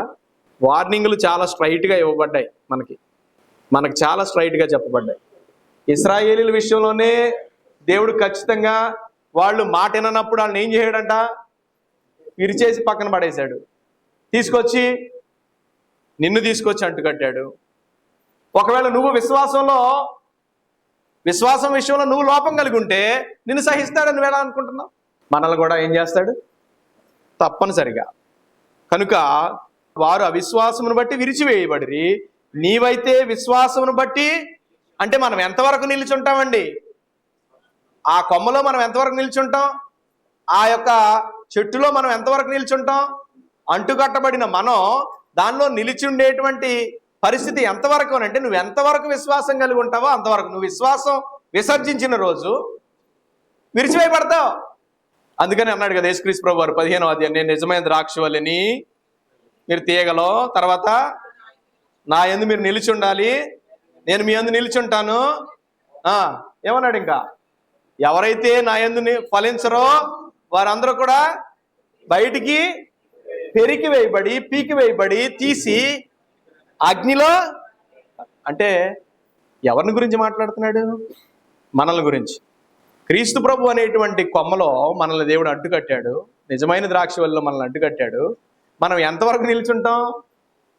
విశ్వాసము విషయంలో మనం లోపం లేకుండా అభివృద్ధి పొందుతున్నంత వరకే నిల్చుంటాం. లేకపోతే వాళ్ళు అవిశ్వాసులైనందుకే దేవుడు వారిని విరిచేసి నిన్ను తీసుకొచ్చి పెట్టినందుకు నువ్వు కూడా అవిశ్వాసం అయితే నిన్ను సహిస్తాడనడంలో ఎలాంటి అర్థం లేదు. కాబట్టి అతిశయించడం కంటే కూడా, గర్వించడం కంటే కూడా చాలా భయంతో బ్రతకాల్సినటువంటి అవసరం ఉందనేటువంటి విషయాన్ని జ్ఞాపకం చేస్తున్నాడు. కనుక ప్రభునందు ప్రియమైనటువంటి వారలారా, కలిసి ఎదిగేటువంటి కార్యక్రమంలో ప్రాథమికమైనటువంటి సంగతి ఏమిటంటే విశ్వాసం. ఆ విశ్వాసం విషయంలో మనల్ని మనం ఒకసారి పరీక్షించుకొని, శోధించుకొని, ఏమన్నాడు? విశ్వాసము గలవారై ఉన్నారో లేదో మిమ్ములను మీరే శోధించుకుని పరీక్షించుకొనుడి, మీకే అర్థమైపోతుంది మీ సంగతి అని చెప్పేసేసాడు. కనుక ఈరోజు ఈ రాత్రికాల సమయంలో ఈ బైబిల్ లెక్చర్షిప్లో ఆత్మ సంబంధమైనటువంటి అభివృద్ధి అందు దృష్టి పెట్టి, విశ్వాసం విషయంలో మనల్ని మనం పరీక్షించుకొని, మనం విశ్వాసం విషయంలో అభివృద్ధి పొందుతూ నిలకడగా ఉంటూ ఆ కొమ్మలో నిలిచి ఉండిన ఎడల మనం ఫలిస్తాం. ఒకవేళ ఆ కొమ్మలో ఉండి మనం విశ్వాసాన్ని విసర్జించినటువంటి జీవితాలు జీవిస్తున్నట్లయితే మనం విరిచివేయబడతాం, లేదా తీసి పెరికి వేయబడి అగ్నిలో కాల్చబడతాం.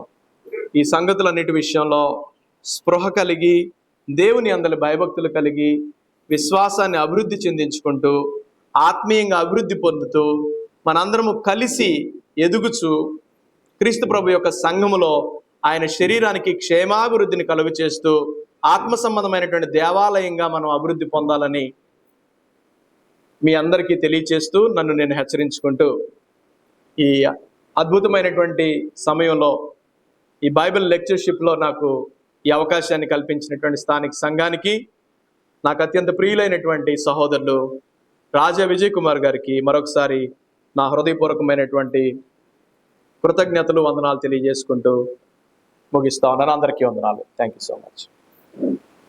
మన ప్రియ సోదరులు సుజిత్ గారు వారికి ఇవ్వబడినటువంటి అంశాన్ని బట్టి చాలా సవివరంగా మనందరికీ అర్థమయ్యేటువంటి విధానంలో, కనుక ఇంత ఆసక్తితో మనల్ని ప్రేమించి ఇంత మంచి వాక్యమును అందించడం చాలా గొప్ప విషయం. వారిని ఒకసారి అభినందిద్దాం మనసారా, మన కరకాలతో. అలాగే మన మధ్య మరికొందరు దైవజనులు కూడా ఉన్నారు. ముందు ప్రకటించాను, వారే కాకుండా సోదరులు మడికి నుండి విజయ్ కుమార్ గారు వచ్చారు, వారికి వందనాలు. అలాగే సామర్లకోట నుండి సహోదరులు ఇర్మియా గారు వచ్చారు, వారికి కూడా వందనాలు తెలియజేస్తున్నాను. మంచిదండి ప్రియులారా, మరి ఇక్కడితో మనం కార్యక్రమాన్ని ముగించుకుంటున్నాము. 9:30 అయింది. వాస్తవానికి 8:30 పావుదొక 9కి ముగించుకోవాలి. మీరు రావటం ఆలస్యమైంది కాబట్టి ఇది ఆలస్యం అవుతుంది తప్ప మా తప్పు కాదు. రేపు ఖచ్చితంగా 6:30, 7 లోపల అందరూ వచ్చేలా గమనించండి. 7:15 కల్లా నేను మెసేజ్ ఇచ్చేస్తాను.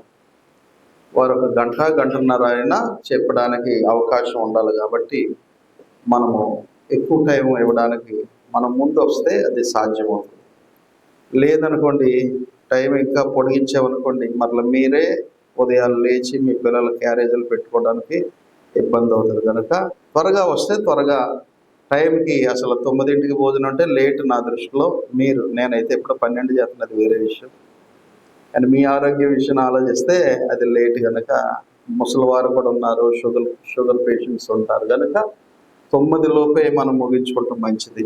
రేపటి నుండి మిగిలిన 2 రోజుల్లో ఈ టైం విషయంలో సమయ పాలన అందరూ పాటించాలని ప్రేమతో మిమ్మల్ని కోరుచున్నాను.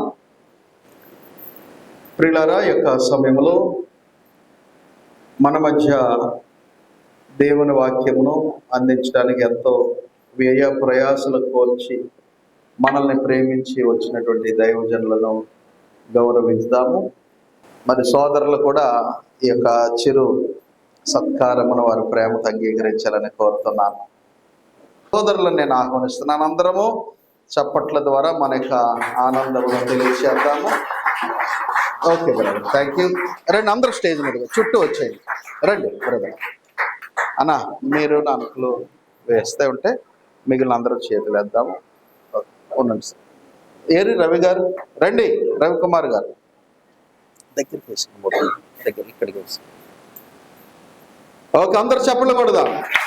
దుశ్శాలువతో సోదరులను వారు గౌరవిస్తున్నారు. రండి సార్, ఆలస్యం అవుతుంది. ఓకే, రండి, తెచ్చి. అలాగే పూలమాలతో కూడా మనము గౌరవిస్తున్నాము. అందరం కూడా చప్పట్లు కొడదాం, మన ఆనందమును తెలియజేద్దాము. అలాగే జ్ఞాపకను అందిస్తున్నాం. అందరూ కూడా రండి, చప్పట్లు కొడదాం.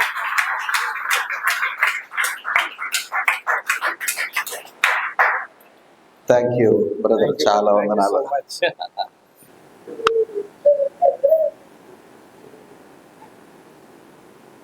ఓకే బ్రదర్, చాలా వందనాలు. ఇది చిన్నది వాస్తవానికి. బ్రదర్ కూర్చోండి.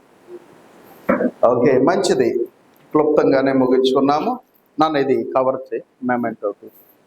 ఈ సమయంలో అందరం లేచి నిలబడదామా? ఒక్కసారి లేచి నిలబడిన అందరూ కూడా ఒక్కసారి లేచి నిలబడినట్లయితే ఓ సంఘమా సర్వాంగమా అనే పాట ఒక పల్లవి, ఒక చరణం పాడుకొని తదుపరి ముగింపు ప్రార్థన చేసుకుందాము.